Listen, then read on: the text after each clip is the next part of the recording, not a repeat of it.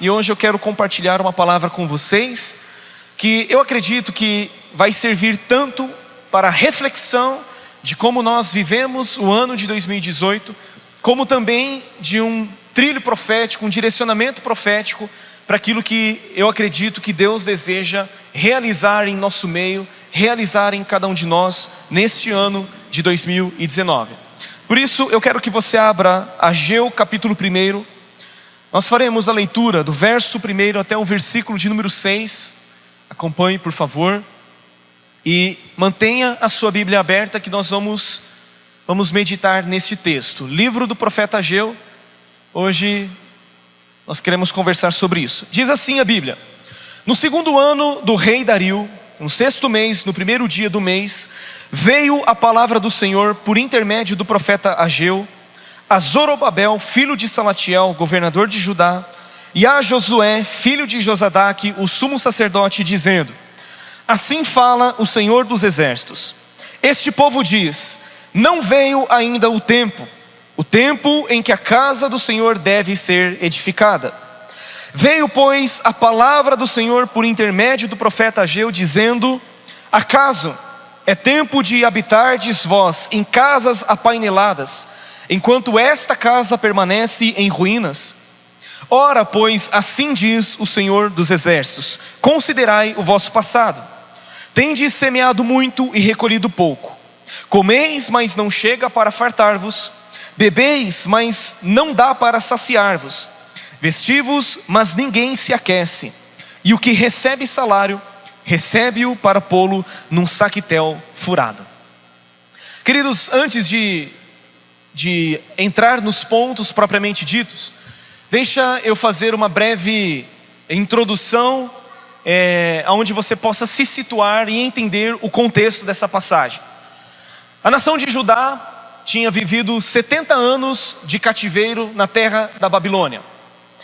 E foi baixado um decreto por parte do imperador Ciro, o Medo-Persa, em que o povo de Judá deveria retornar para Jerusalém. E ao retornar para Jerusalém, eles deveriam reconstruir a casa de Deus que havia sido queimada e devastada por Nabucodonosor, o rei da Babilônia. E esse decreto foi baixado a fim de que o povo retornasse, edificasse a casa de Deus e pudesse então experimentar, depois de 70 anos, uma vida de liberdade.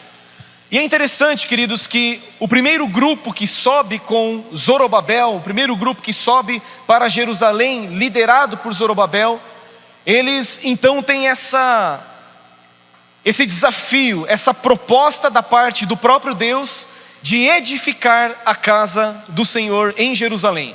Eles deveriam retornar e restabelecer o local de culto que outrora havia sido queimado. Eles retornam, eles lançam os primeiros alicerces da casa de Deus. Entretanto, algumas situações fizeram com que eles desanimassem e a reconstrução da casa de Deus fosse interrompida. Algumas situações fizeram com que aproximadamente 15 anos aquela obra fosse interrompida e eles deixaram então de edificar a casa de Deus. Alguns motivos que nós podemos perceber: primeiramente, eles pararam por falta de recursos. O povo durante 70 anos estava escravizado e eles retornam para uma cidade que estava queimada, com seus muros e as portas todas queimadas, e o povo chegou lá sem recurso. Esse foi o primeiro obstáculo que fez com que eles parassem de reconstruir o templo. A segunda adversidade foram as alianças propostas, porque os samaritanos que já estavam ali em Jerusalém, eles queriam fazer uma proposta de edificar juntamente com o povo de Judá a casa de Deus. Eles queriam edificar juntos, mas judeu e samaritano não se davam muito bem. Tanto que você vai ver em João capítulo 4, a própria mulher samaritana dizendo para Jesus: ei, como você, sendo um judeu, pede água para mim, que sou uma mulher samaritana? E a Bíblia diz que os judeus não se dão com os samaritanos. Por quê? Porque os samaritanos eram um povo misturado, que haviam experimentado uma miscigenação. Eles adoravam a outros povos, e para o judeu se misturar com o samaritano era quase que uma abominação aos olhos do próprio Deus. E com esta rejeição que o povo judeu teve em relação aos samaritanos, os samaritanos passaram a se opor. Bom, já que eles não querem que nós participemos dessa proposta, o que nós vamos fazer agora então é nos opor a esta construção. Então começou a surgir uma oposição hostil por parte dos samaritanos. Outro obstáculo que surgiu foram as lembranças do primeiro templo. Eles ainda tinham aquela memória saudosista. Como era bom aquele templo de Salomão, cheio de glória, cheio de ouro. Será que nós vamos conseguir fazer novamente algo para o nosso Deus? E com isso, o povo passou a desanimar de reconstruir a casa de Deus. Além disso, outra oposição que se levantou foi a interpretação equivocada das profecias. Tanto que o próprio Deus diz assim: olha, este povo diz, não veio ainda o tempo em que a casa de Deus deve ser edificada.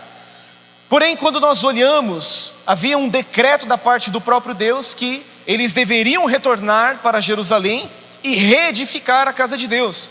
Portanto, eles estavam tendo uma interpretação errada, equivocada de uma profecia que o próprio Deus havia falado. Olha, vocês devem edificar a casa, é tempo de vocês edificarem a casa. Mas por causa de todas essas situações mencionadas, o povo desistiu de edificar a casa de Deus e a reconstrução do templo ficou paralisada por aproximadamente 15 anos. Alguns chegam a dizer 14, 15 ou 16 anos.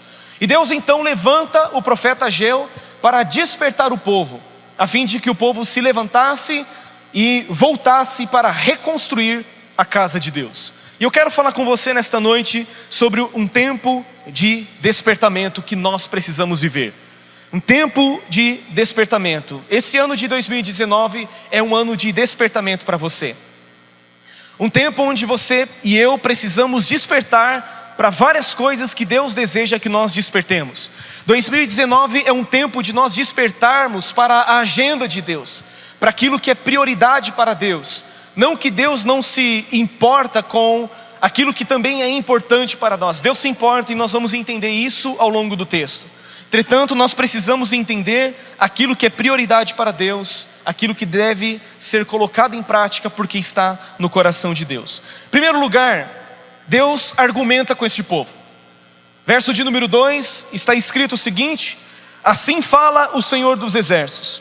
Este povo diz, não veio ainda o tempo em que a casa do Senhor deve ser edificada. Deus se apresenta ao povo como o Senhor dos Exércitos. Mas Deus também mostra um certo desconforto, uma certa rejeição em relação ao povo, porque ele não diz assim, olha, o meu povo está dizendo, mas Deus está dizendo assim, olha, este povo diz. Este povo está dizendo que ainda não veio o tempo em que a casa de Deus deve ser edificada. E a desculpa é que eles estavam dizendo o seguinte, olha, ainda não é tempo. Percebe que o povo não negava a ideia de que a casa de Deus devia ser edificada. Eles concordavam com essa proposta, eles concordavam com essa ideia. Eles não estavam negando, sabe, a necessidade da casa de Deus ser edificada. O que eles estavam fazendo era, ainda não veio o tempo. Queridos, eu conheço muitas pessoas que dizem, olha, ainda não é tempo de servir a Deus. Ainda não é tempo de eu entrar na obra de Deus, sabe? Eu estou um pouco cansado, eu estou frustrado, eu estou decepcionado com esta ou com aquela situação que eu vivi em outro ministério, ou algo que está acontecendo na minha vida, um determinado problema pelo qual eu estou passando. Ainda não veio o tempo em que a casa de Deus deve ser edificada. Só que Deus argumenta com o seu povo, dizendo, olha no versículo de número 4, verso 3 e 4. Veio, pois, a palavra do Senhor por intermédio de Ageu, dizendo, acaso é tempo de habitardes vós em casas apaineladas? O que significa casas apaineladas? Significa casas enfeitadas com molduras, casas planejadas, casas bem construídas. E Deus diz, é tempo de habitardes vós em casas apaineladas, enquanto esta casa permanece em ruínas? Deus faz esta pergunta. Deus traz uma outra pergunta diante do argumento, diante da resposta que o povo estava dizendo, olha, ainda não veio o tempo, E Deus pergunta: será que é tempo de vocês habitarem em casas molduradas, em casas chiquetosas, vou usar uma linguagem mais comum, enquanto que a minha casa permanece em ruínas? Queridos, e quando a Bíblia fala a respeito de edificar a casa de Deus, ela está falando de uma forma abrangente, e isso se refere a quê? Se refere à nossa vida espiritual. Por quê? Porque hoje nós somos a casa de Deus. Nós somos o templo do Espírito Santo. Nós somos a morada de Deus no Espírito. Mas quando a Bíblia fala em edificar a casa de Deus, isso também está falando a respeito da igreja do Senhor. Nós, coletivamente falando, isso se aplica também ao reino de Deus como um todo.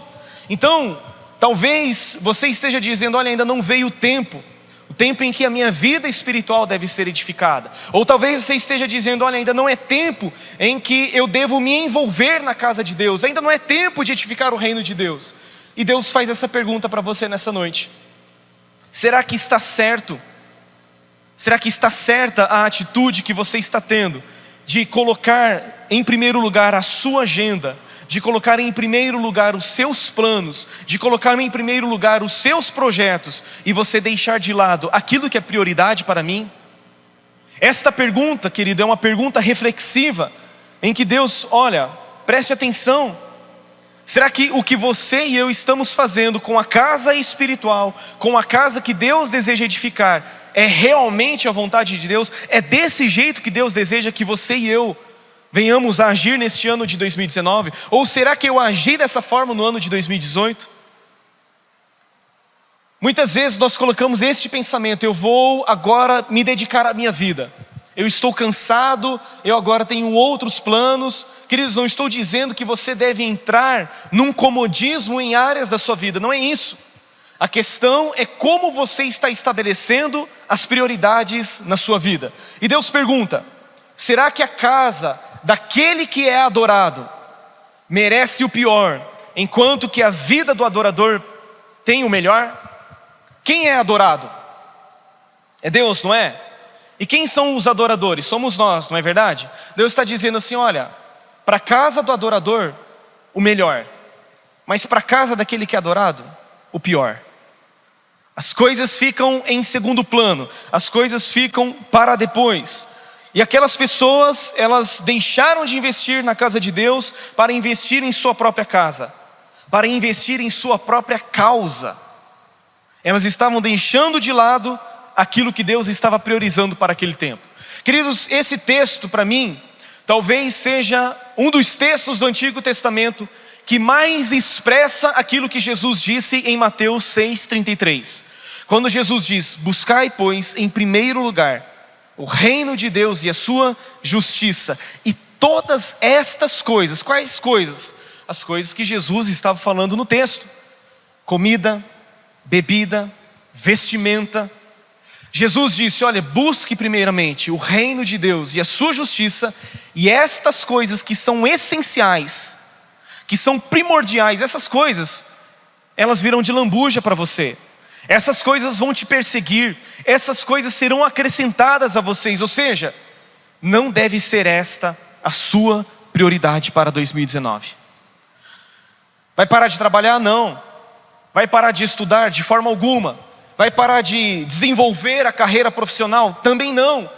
Entretanto, qual é a sua prioridade? Qual é a prioridade da sua agenda para 2019? Você está priorizando o reino de Deus e a sua justiça? Você está priorizando Deus, a pessoa do próprio Deus? Ou, se der tempo, eu faço, se der tempo, eu oro, se der tempo, eu leio a Bíblia? Eu acho interessante, queridos, que muitas pessoas chegam nessa época, né, pastor Roberto? Chegando no finalzinho de dezembro, aí começa: esse ano de 2019 eu vou ler a Bíblia. Aí começa, e geralmente o povo começa em Gênesis. Só que ela só lê em Gênesis. Aí chega em 2020, ela lê Gênesis de novo. Chega 2021, ela lê Gênesis de novo. Daqui a pouco ela está doutora em Gênesis, mas ela não lê o restante da Bíblia. A proposta que ela estabeleceu no início do ano, essa proposta não é executada. E nós precisamos rever, queridos, a nossa agenda, rever as nossas prioridades. Quanto nós temos edificado naquilo que Deus se importa e quanto nós temos investido naquilo que nós realmente precisamos, naquilo que nós queremos, naquilo que são os nossos desejos. E em segundo lugar, Deus passa a mostrar a insensatez do povo. Versos 5 e 6, diz assim, Deus diz: ora pois, assim diz o Senhor dos Exércitos, considerai o vosso passado. Considerai o vosso passado. Primeira coisa que Deus faz, Ele quer nos ensinar com o passado. Deus está dizendo assim, olha, aprender com o passado é necessário para nós não cairmos nos mesmos erros. E eu disse algumas semanas atrás que ou a história é a nossa pedagoga, ou a história é a nossa coveira.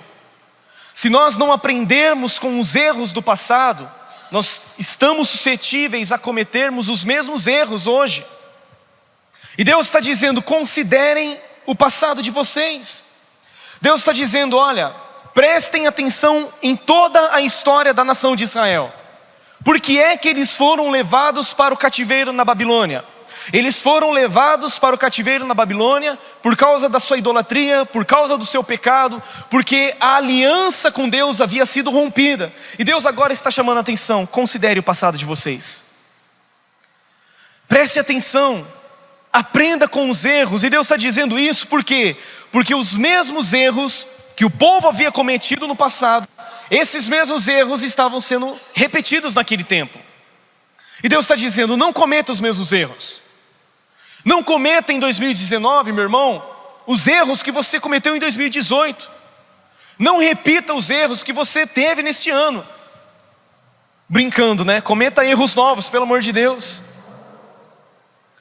Mas nós temos a mania, querido, de ficar repetindo os mesmos erros, de tropeçar nas mesmas coisas, sendo que Deus está nos chamando para avançarmos para um novo nível. E geralmente quando nós avançamos no novo nível, nós vamos cometer então novos erros, conforme eu disse. Mas ficar repetindo, chegar ao final de 2019 e pedir perdão pelos mesmos erros, não dá. Aprendam com o passado, que nós aprendamos com o passado. E Deus começa a trazer uma reflexão no verso de número 6, a respeito de algumas coisas que eles estavam vivendo e que eles estavam experimentando frustração. Deus mostra no versículo de número 6 o seguinte, leia comigo. Tendes semeado muito e recolhido pouco. Comeis, mas não chega para fartar-vos. Bebeis, mas não dá para saciar-vos. Vestivos, mas ninguém se aquece. E o que recebe salário, recebe-o para pô-lo num saquetel furado. Deus está mostrando que investimentos errados produzem resultados insatisfatórios. O profeta fala de 5 situações de investimentos e todas com resultados frustrantes. O profeta está dizendo, olha, vocês semeiam muito, mas vocês colhem pouco. Vocês comem, mas vocês não se fartam. Vocês bebem, mas isso não é suficiente para vocês se saciarem.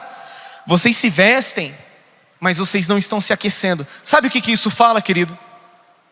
Isso fala de insatisfação, isso fala de frustração, isso fala de decepção que nós vivemos na nossa vida. Quando nós deixamos de priorizar aquilo que é importante para Deus e passamos a viver somente em prol dos nossos próprios projetos, o resultado disso é frustração, é decepção, é insatisfação. Você e eu semeamos muito, investimos muito, colhemos muito pouco.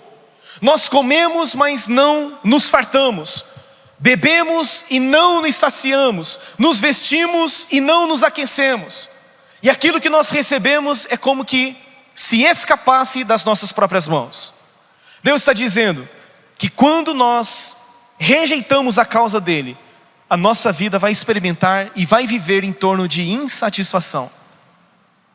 Queridos, eu nunca vi nos nossos dias pessoas tão frustradas, pessoas tão insatisfeitas, pessoas tão decepcionadas com a vida, com as situações, com os resultados que não foram alcançados, que não foram experimentados. Sabe por quê?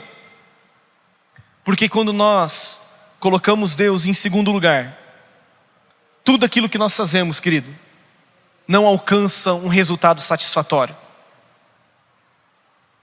Eu vejo pessoas sendo possuídas pelo consumismo, pessoas sendo possuídas e cheias de obsessão pelo ter, pelo possuir, pelo alcançar, pelo sucesso, pela prosperidade, pelo dinheiro, pela fama, pela riqueza, por isso, por aquilo outro. E essas pessoas estão frustradas. Sabe por quê? Porque elas estão colocando essas coisas exatamente no lugar que Deus deve ocupar. E essa frustração, ela sempre vai acontecer, porque o lugar que você está querendo colocar essas coisas na sua vida, somente Deus pode ocupar. Somente Deus pode preencher o vazio que você e eu muitas vezes tentamos preencher com essas coisas. E volto a repetir, não estou falando de comodismo. Eu estou falando de colocar coisas secundárias, terciárias, no lugar que Deus deve ocupar na nossa vida. É frustrante. Alguns dias atrás, nós estávamos conversando com uma pessoa, e a pessoa disse assim: meu Deus, esse desejo de comprar as coisas que não acaba. Mas é claro, não vai acabar. Porque ela está tentando satisfazer a sua alma, satisfazer o vazio do seu coração com coisas que não devem ser primordiais na vida de uma pessoa. Esses dias eu vi uma frase e eu achei muito interessante. No Instagram o pastor dizia o seguinte: sabe o vazio do seu coração, esse vazio que você tem dentro de você? Esse vazio é exatamente do tamanho de Deus. Sabe por quê? Porque somente Deus pode ocupar e preencher esse vazio do seu coração. E Deus está chamando a atenção da nação de Israel, dizendo: olha, vocês estão vivendo de uma forma frustrada. Vocês estão vivendo uma insatisfação, um descontentamento, aquela coisa de que nunca está bom, nunca está dando certo, nunca é o suficiente. É questão de valores, escala de valores. E quantas vezes, querido, nós sacrificamos aquilo que é importante no altar do urgente. A gente vive apagando incêndio, a gente vive resolvendo problema, como diz o pastor Djalma. A gente vive resolvendo as situações e a gente não vive com propósito. A gente não estabelece propósitos eternos, propósitos celestiais na nossa vida. E aí a gente vive para lá e para cá, correndo para lá e para cá, semeando, colhendo pouco, comendo, mas não se saciando, bebendo, mas não se saciando, se vestindo, mas não se aquentando. Recebe salário e o salário escorre pelas mãos. Isso se chama falta de prioridade. Quantos estão entendendo? Pastor, foi viajar e voltou bravo assim, pastor? Não estou bravo não, querido. Mas olha só, quando nós desamparamos a casa de Deus, quando nós desamparamos e não realizamos aquilo que Deus deseja, nós corremos alguns riscos. Ter muito, mas não encontrar prazer naquilo que temos. Fazer grandes investimentos, mas ter resultados insignificantes. E reter em nossas mãos aquilo que nós devemos empregar na obra de Deus gera em nós grande insatisfação. Reter mais do que é justo é pura perda. O povo estava recebendo o seu salário, e aquilo que eles recebiam, a Bíblia diz que eles colocavam como que numa bolsa furada. Já aconteceu isso com você? Você pegar uma nota de 10, de 20, de 50 reais, você coloca no seu bolso, de repente quando você vai procurar aquela nota, cadê a nota? E aí você vai verificar, o seu bolso está furado. Era exatamente isso que estava acontecendo com o povo de Judá. Eles estavam com um bolso furado, por quê? Porque eles não estavam estabelecendo Deus como primícia, como o primeiro lugar da vida deles. Agora a grande pergunta que eu faço para você é: sabe quem frustrou toda a expectativa do povo? Sabe quem frustrou a expectativa do povo? fez com que eles semeassem muito e recolhessem pouco? Quem fez isso? Foi o próprio Deus. Olha no verso de número 9. Diz assim: esperastes o muito, e eis que veio a ser pouco. E esse pouco, quando o trouxestes para casa, eu, com um assopro, o dissipei. Espera lá, o texto está dizendo que quem assoprou aquele pouco que havia sobrado? Quem? Deus. Opa, aqui nós estamos vendo então que não foi o diabo que se levantou contra eles. Sabe por quê, queridos? Porque muitas vezes nós temos aquela mentalidade de que tudo é o cão, tudo é o diabo. Olha, as coisas não estão dando certas. Olha, eu acho que o diabo está furioso comigo. Eu acho que o inimigo está se levantando contra mim. Querido, será que de repente não é Deus dando uma sopradinha naquilo que você está tentando fazer, frustrando os teus planos? Para quê? Para te trazer de volta para o propósito dele? E aí você está dizendo, é o diabo. Deus está dizendo, não, sou eu. Não é o diabo, quem está fazendo isso é Deus. Eu, com um assopro, o dissipei quando trouxestes para casa. Por quê? Por que Deus faz isso? Verso de número 9. Porque, diz o Senhor dos Exércitos, por causa da minha casa, que permanece em ruínas, ao passo que cada um de vós corre por causa de sua própria casa. Deus está dizendo, filhão, sabe quem está fazendo isso com você? É a disciplina chamada, é a manifestação do amor chamada disciplina. É a manifestação do amor chamada disciplina. Deus está dizendo, sou eu que faço isso com vocês. E o texto continua nos mostrando que Deus usa até mesmo os meios naturais. Ele usa circunstâncias naturais, dizendo, olha o verso de número 10. Por isso os céus sobre vós retêm o seu orvalho e a terra os seus frutos. Verso de número 11. Fiz vir a seca sobre a terra e sobre os montes, sobre o cereal, sobre o vinho, sobre o azeite e sobre o que a terra produz, como também sobre os homens, sobre os animais e sobre todo o trabalho das mãos. Deus está fazendo o quê? Deus está frustrando o trabalho das mãos deles. E Deus faz o que? Ele usa as circunstâncias naturais. O povo naquela época vivia da agricultura e da pecuária, e eles precisavam colher para poderem se alimentar. E a Bíblia está dizendo que Deus fez com que a seca atingisse a terra. Deus fez com que a seca atingisse os montes. Deus fez com que a seca atingisse o trigo, o vinho, tudo aquilo que era a produção daquele povo. Quem fez isso foi o próprio Deus, usando recursos naturais. Sabe por quê? Porque Ele governa sobre todas as coisas. Lembram de 2 semanas atrás que eu ministrei? Que tudo quanto aprouve ao Senhor Ele o fez? No céu, na terra, no mar e em todos os abismos. Deus usa inclusive a natureza para que nós voltemos para o seu propósito. Quantos estão entendendo? Digam amém. Terceiro lugar, o chamado de Deus e a resposta do povo. Verso de número 8, Deus diz o seguinte: subi ao monte, trazei madeira e edificai a casa, dela me agradarei e serei glorificado, diz o Senhor. Qual é o chamado e a orientação de Deus? Primeiro, subam o monte, tragam madeira e edifiquem a casa. Primeiramente Deus está dizendo, subam o monte. O que significa, pastor, subir o monte? Monte fala de intimidade. Monte fala de relacionamento.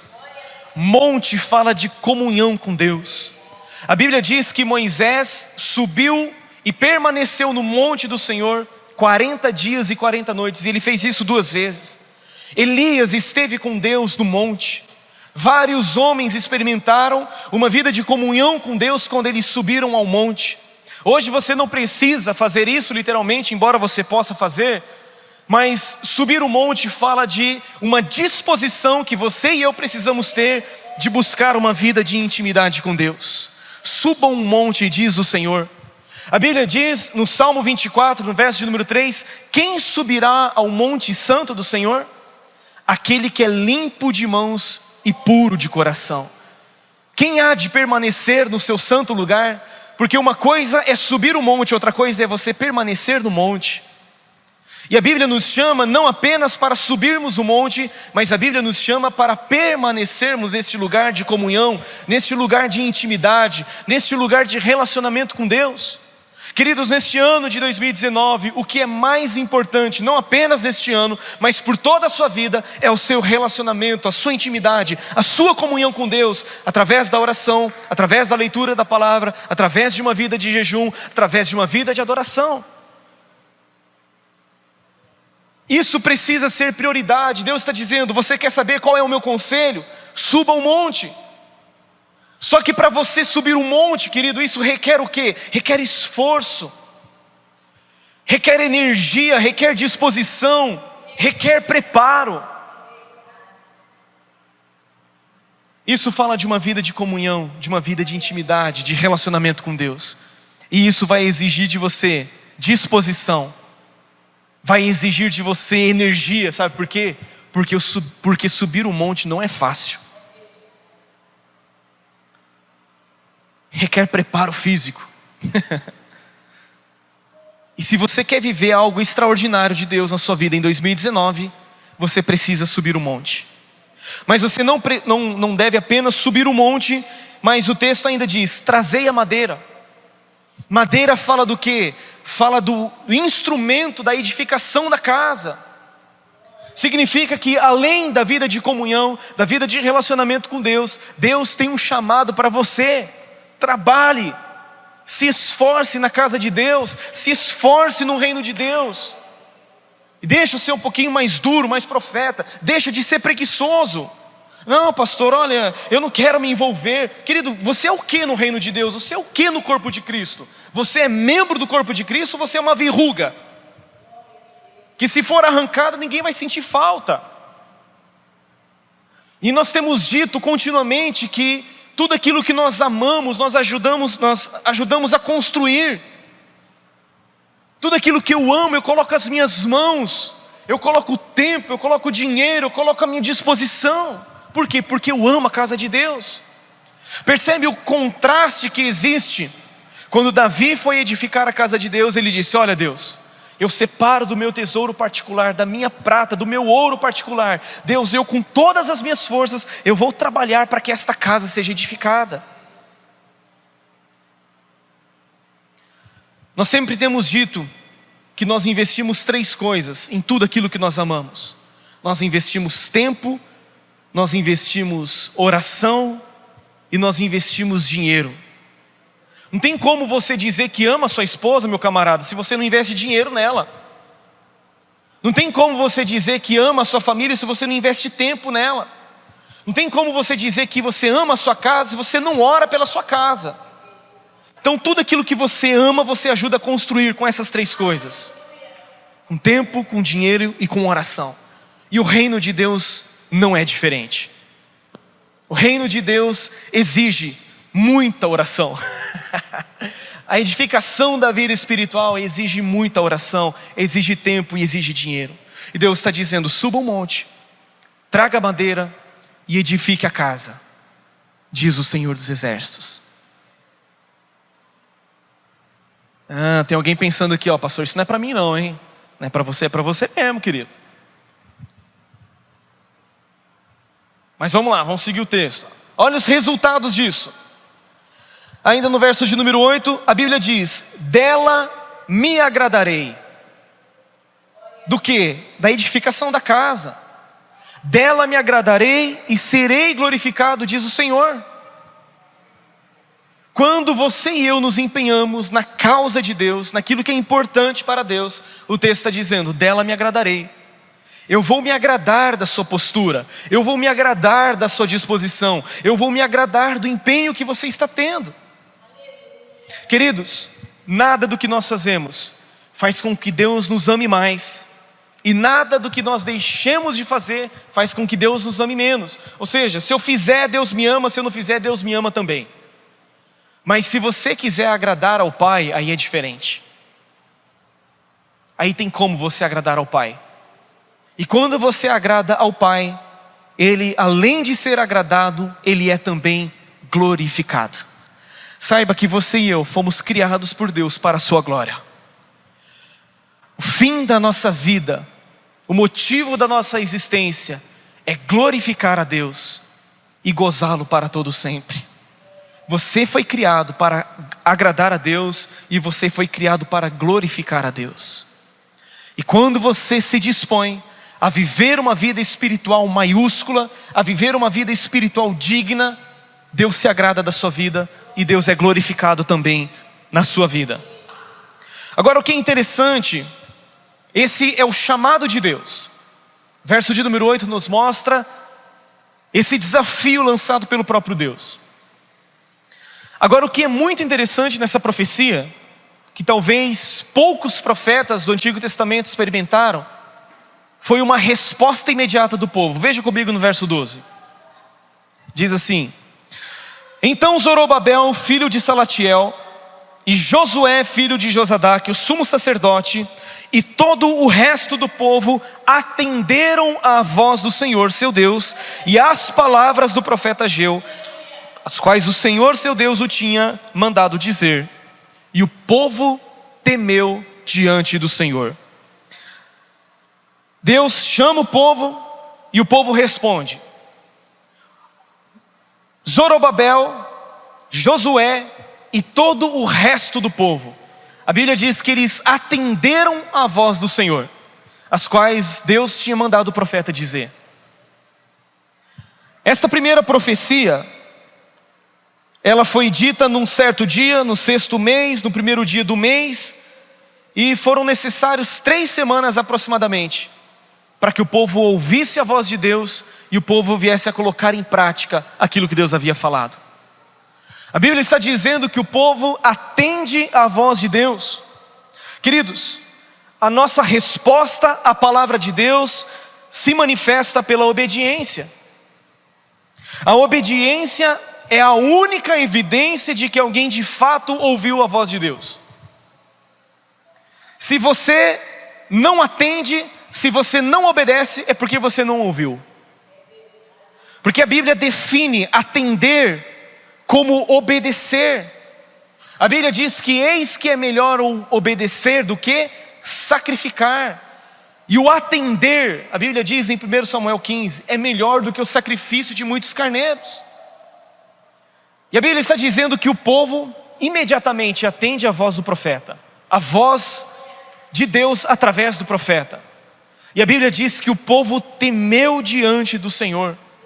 Queridos, não existe nada melhor para o ano de 2019 do que uma obediência regada de uma humilde reverência diante de Deus.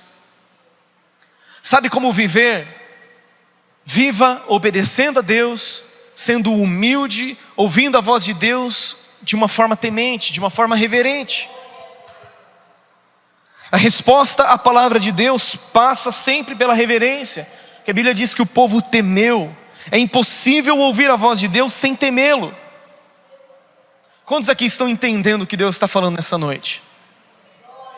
Queridos, a Bíblia diz que estas foram as palavras que Deus falou através do profeta Ageu. Isso significa que o profeta, ele não cria sua mensagem, ele apenas transmite a mensagem da parte de Deus. E o que eu estou fazendo aqui nessa noite é exatamente isso. Eu não estou criando a mensagem está no texto. Eu só estou fazendo a exposição do texto para você poder entender e aplicando o texto para você. Mas a mensagem é essa. E que nós nesta noite possamos atender a voz de Deus e temer diante do Senhor. Depois que o povo de Deus atendeu a sua voz com obediência e humilde reverência, o profeta voltou a falar ao povo, trazendo-lhe palavras de ânimo e encorajamento.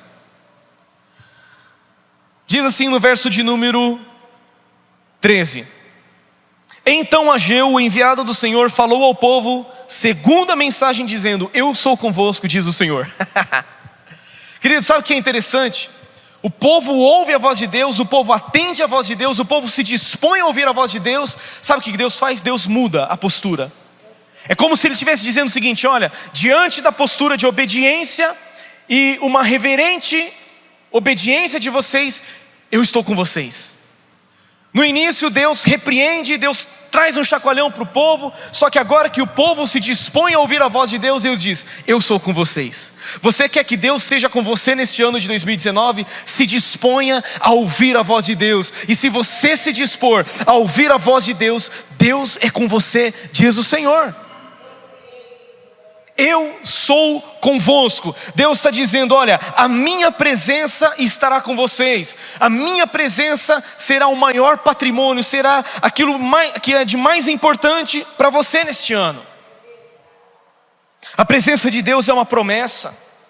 Queridos, nós não estamos sozinhos, não estamos desamparados, muito pelo contrário, Deus está conosco, Deus está com você, Deus está com a sua casa, Deus está com a sua família, Deus está com este ministério, Deus está com a igreja nesse tempo. Quando nós nos dispomos a ouvir a voz de Deus e a obedecer a voz de Deus, Deus diz: eu sou com vocês. E quando Deus é conosco, querido, pode se levantar o que for, podem se levantar todas as afrontas, podem se levantar todas as adversidades possíveis, Deus está conosco. Foi isso que Josué e Caleb disseram quando Deus mandou que eles subissem e possuíssem a terra. O povo estava dizendo: não, nós não poderemos vencer os gigantes, porque é uma terra de gigantes. Josué e Caleb disseram assim: vamos subir, porque Deus está conosco. Nós vamos subir e possuir a terra, nós os devoraremos como pão. Já fugiu deles o ânimo, eles estão desesperados. Queridos, nós precisamos, como povo de Deus, compreender a realidade da presença de Deus em nosso meio. Jesus é aquele que anda no meio dos 7 candeeiros de ouro. Ele é um Deus vivo que passeia no nosso meio. Ele está conosco. Vamos avançar neste ano de 2019 como igreja. Vamos avançar como povo de Deus. Vamos viver as promessas que Deus tem para nós. Não tem como mais nós ficarmos nessa letargia, dizendo: não chegou ainda o tempo em que a casa de Deus deve ser edificada. Nós já sabemos o que Deus quer, nós já sabemos o que Deus deseja que nós façamos. Queridos, nós estamos querendo ouvir a Deus, mas será que nós estamos dispostos a obedecer Deus? Aí vem em 2019, o pastor fala as mesmas palavras. Deus deseja falar coisas novas. Deus deseja trazer novas revelações a nós, mas nós precisamos ter disposição de ouvir, de obedecer, de colocar em prática a palavra dEle. Eu sou convosco, diz o Senhor dos Exércitos. Moisés, ele chegou para Deus e disse assim: Deus tinha dito assim: Moisés, esse teu povo, Deus era engraçado, cara. Esse povo é povo de dura serviço, Moisés. Eu não vou no meio desse povo não, Moisés. Moisés disse: mas como assim, Deus? E Deus disse para Moisés: Moisés, vou fazer o seguinte, eu vou mandar um anjo, e vocês vão subir, e vocês vão possuir a terra, beleza? Moisés disse: negativo. Sabe por quê? Porque o que importa não é se vai ter anjo com a gente. O que importa não é se nós vamos alcançar todas as promessas. O que importa não é se nós vamos entrar num lugar, uma terra ampla, uma terra que emana leite e mel. O que importa é que a presença de Deus estará conosco. E Moisés disse para Deus: se a tua presença não for conosco, nem nos faça subir deste lugar, o que você prefere? A presença de Deus ou as promessas de Deus? Eu prefiro a presença de Deus. Porque eu sei que se eu tiver a presença de Deus, o resto é consequência. O resto vem de presente. Sabe aqueles caprichos que o papai faz para nós? Ele vai fazer por você também. Para de ser cabeção. Priorize a presença de Deus. Priorize aquilo que é prioridade para Deus. Cara, e eu estou te falando aqui com muita certeza. com muita autoridade, Deus faz.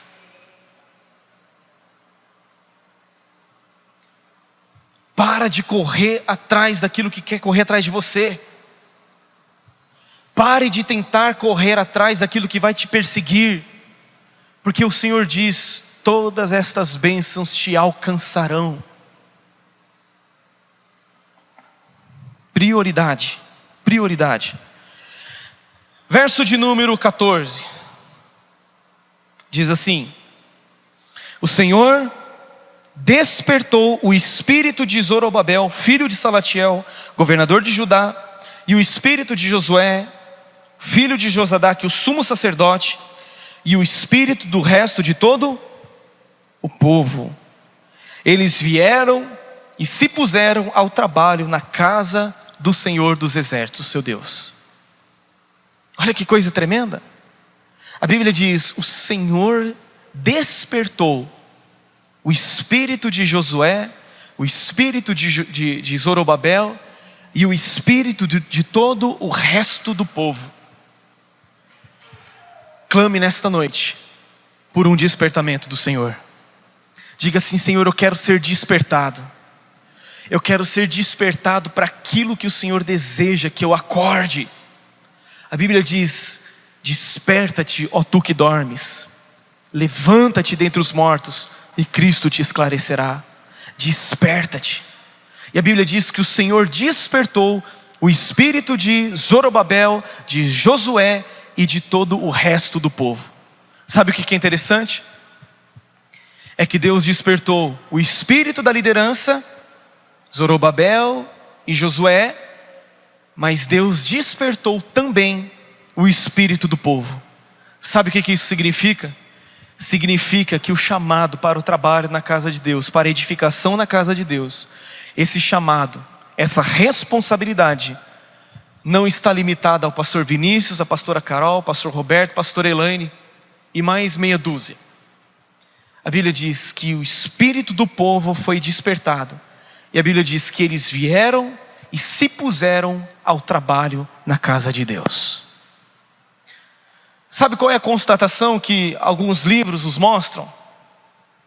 Que apenas 20% dos membros da igreja trabalham na casa de Deus. Os outros 80% são apenas espectadores. 2019 se prepara. Não vai ficar ninguém nessa cadeira aí. Vocês vão trabalhar.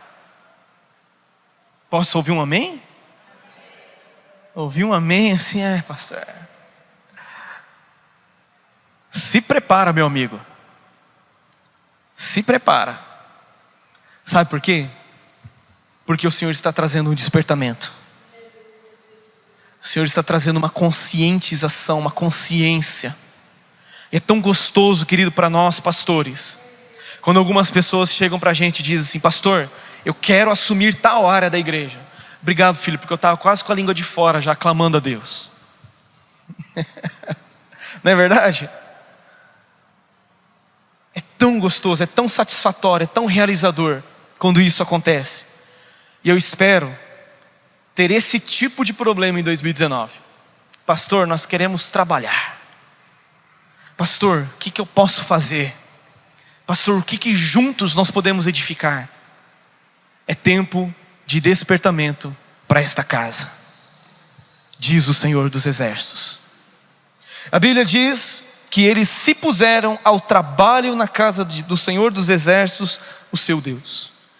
E agora eu quero concluir mostrando rapidamente no capítulo 2 como Deus mostra para eles que aquilo que Ele quer fazer e Ele pode fazer é sobremodo glorioso.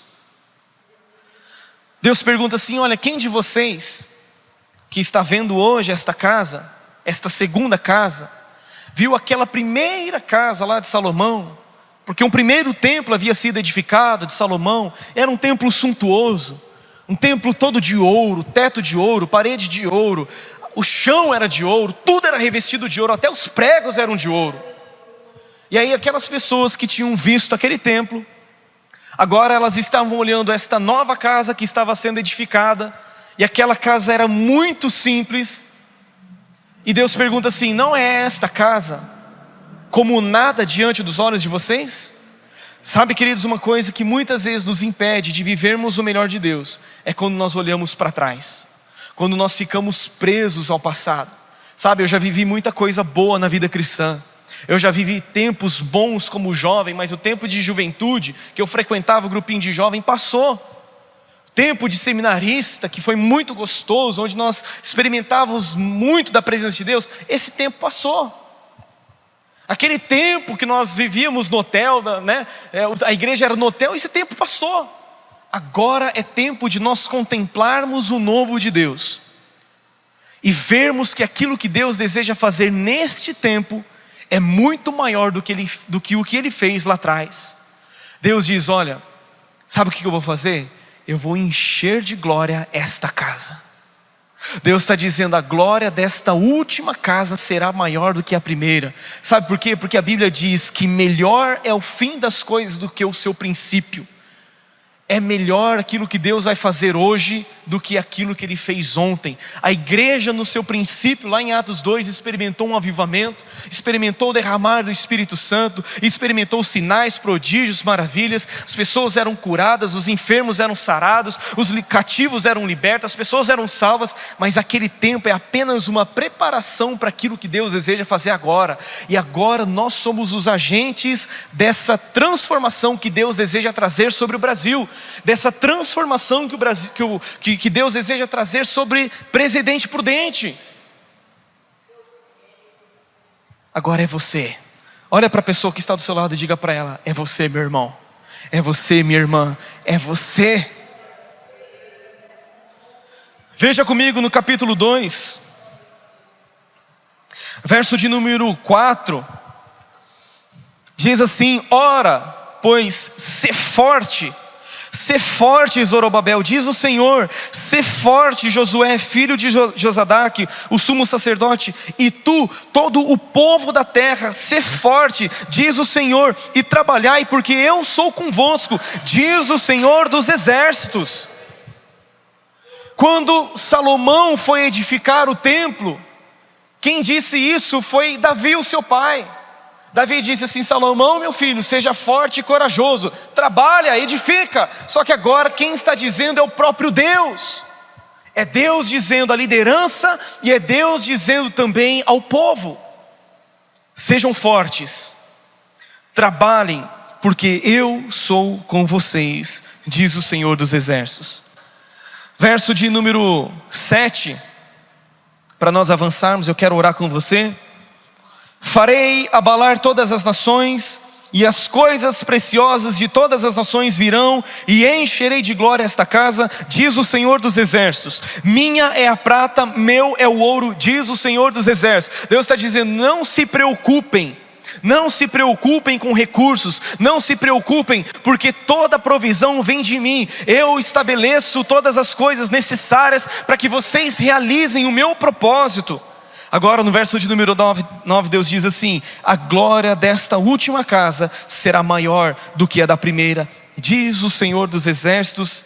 E neste lugar, eu quero que você levante a sua mão e diga assim: neste lugar darei a paz, diz o Senhor dos exércitos.